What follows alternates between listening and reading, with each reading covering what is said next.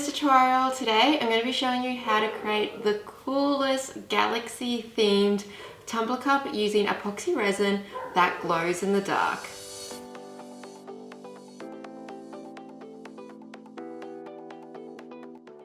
I've already prepped and primed my tumbler cup and mixed up my resin. If you want to see how I do that, I do have a video for beginners, so definitely go and check that out. I'll add it up above.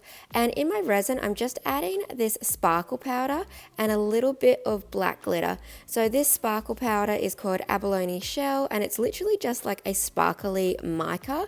And then I'm going to be coating my tumbler cup in that. So I've only mixed a tiny bit of the black glitter in because I don't want it to be a full glitter base. I just want to have little sparkles that pop up through. And then I'm just giving my tumbler cup a coat using my gloved hand to just swipe that across, making sure that it's nice and even and I have a nice clear coat the whole way around.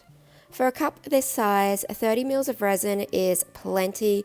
Honestly, it stretches and goes a really long way. You don't need that much resin to cover your tumbler cups, so definitely less is more. I ended up having a little bit left over, so 20 mils I probably could have got away with.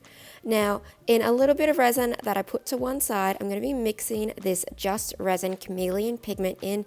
This one is, I think, their purple, gold, red. So it's a duochrome pigment, and as it goes onto the black, it's really going to pop and shine. And when the cup sort of moves around, you're going to see those different colors popping through because it is a duochrome. I'm just going to be placing that down, not all over the cup, but just in key areas, so that way I've got a really pretty swirl and I'm not losing the complete black base. I want to still have some of that black popping up through, but just a little hint of this duochrome swirling around. Like, look how beautiful that duochrome looks when it hits the black base. Black bases always make the duochromes like really pop and shine, but you can see like that sort of reddy pink, the gold and the purple coming through. Honestly, this cup is looking so good and I'm only halfway through. I just do a really light bit of heat just to pop any bubbles that I might have in my resin. You want to go really minimal on the heat when you do this because the heat will make the resin expand out and become really fluid, and you'll find that a lot of it will come off the cup or it will expand out your colors too much and blend them. You can also see that slight bit of that black sparkle glitter coming through, which looks so good. Once my resin was dry, I decided I wanted to add stars to the background, so I'm mixing up a little bit of this glow-in-the-dark purple pigment from Just Resin, as well as some white paint. So this is just acrylic white paint, a little bit of water, and then I get my paintbrush to splatter it. Now, you don't want to make your mixture too thin because you'll end up with really faint and too big splatters. So just a tiny bit of water into that just to help it splatter across, and then I just flick it and I get some really beautiful stars.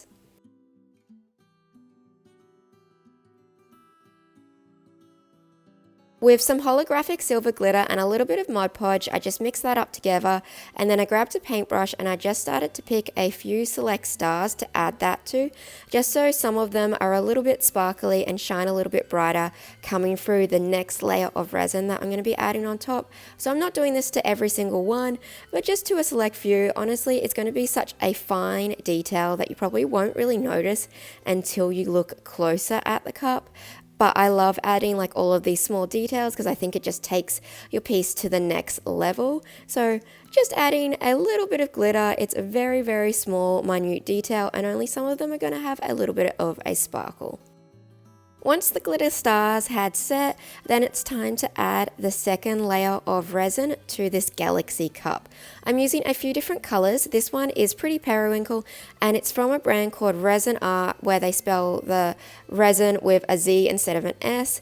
And this is a really beautiful, like I'd say like pretty purpley color, but they do change so much in the resin from what they look like in the jars, so I don't know if I would repurchase these ones again. Then I've got a shimmery turquoise, which is a sample color, a standard white, and I'm also going to be using this wild jasmine color, which is a really beautiful color, but it changes so much when it gets mixed into the resin. So here it looks like a bit of a purpley pink, a little bit magenta-y, and then you can see it when it's in the resin, it turns to this like bright, shocking pink.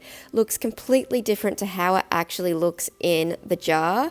So I would probably not get these ones again just because they change color so dramatically as soon as they're mixed into the resin, and sometimes it can be really hard to judge what color it's going to actually look like when it's in the resin. So that's something to be careful about with these pigments. And then in this one, I've got my glow in the dark pigment from Just Resin, and I've also got a white opal, and this one is from Archery Creation, and I'm mixing those together, and those are the colors that I'm using. I'm starting off by adding a clear base down to the entirety of my cup, just like I did at the start, just making sure that I've got a nice even clear coat. And then I'm going to be adding my white pigment down first, so that way whatever color I add on top, it's really going to pop against my white base. Now these pigments are going to expand out because resin naturally expands a lot, but then as the cup turns on the tumbler cup turner, oh, that's a bit of a sentence, it's going to keep expanding them out. So less is more if you want to see that black background showing up through and not have it be a completely colored cup. You can see here how much that white is already starting to expand out. So when I do my swirls, I try to keep to 2 to 3 at the most per cup because they will expand out quite a lot, and you want to have a decent gap in between each sort of swirl because as you add the more resin colors on, the more it's going to expand out. And I really want to see my background coming through because I put a lot of work into adding detail to the background, and I don't want to completely lose that. Then I just start adding in my other resin colors, and I'm doing a little at a time. You can always add more, but you can't take away. And this resin is going to keep moving, flowing, and expanding out as I'm working with it. So little bit of color.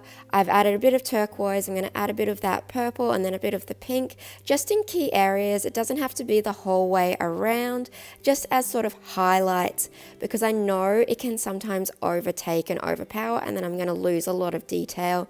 So less is more, and you've got the whole working time. So this particular resin that I'm using has half an hour to 40-minute working time.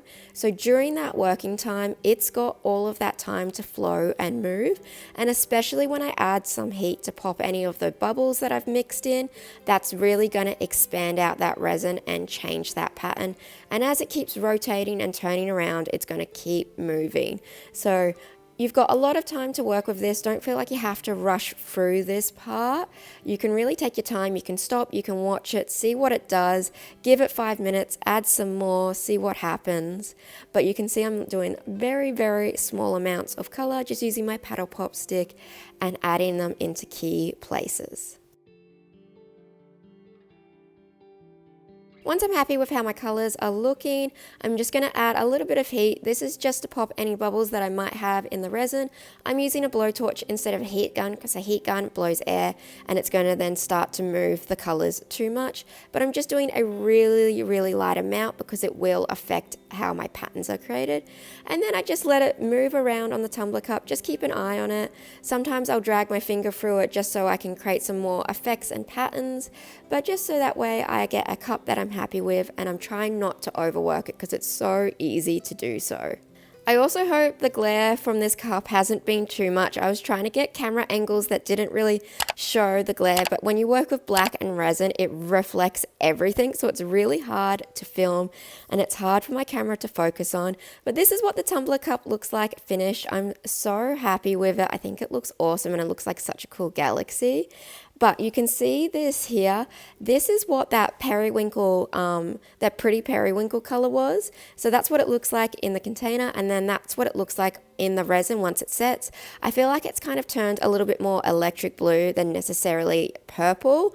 You can see it here really well. I feel like it looks electric blue, so that's just something to be really careful of if you do use these pigments. They're beautiful, but they just change color. I do think it is so cool that this does a glow in the dark because I think it makes it like extra special and extra galaxy themey, this tumbler cup. But you can obviously take all the techniques that I've used here today and do it on whatever other piece you like. You don't necessarily have to do it on a tumbler cup, but you can take all the little tips, tricks, techniques that I've shown you and transfer that over to any other piece. You could do a big artwork using all of this. But I absolutely love it. I'm obsessed with it, especially the fact that it glows in the dark. But let me know what your thoughts are below. Is this something that you would like to recreate? And do you have any questions? Feel free to leave them in the comment box. I'm always happy to answer them about anything. And if you have any other resin projects you want me to try out and do a video on, feel free to leave them down in the comments below. I'm always happy to try out new techniques for you guys and give my opinion on the best ways to do them. But thank you so much for watching. If you are new to my channel, please do subscribe as I post new videos every single week. And if you did get benefit from this video, please give it a big thumbs up. It really helps my channel out. But I'll see you guys next time.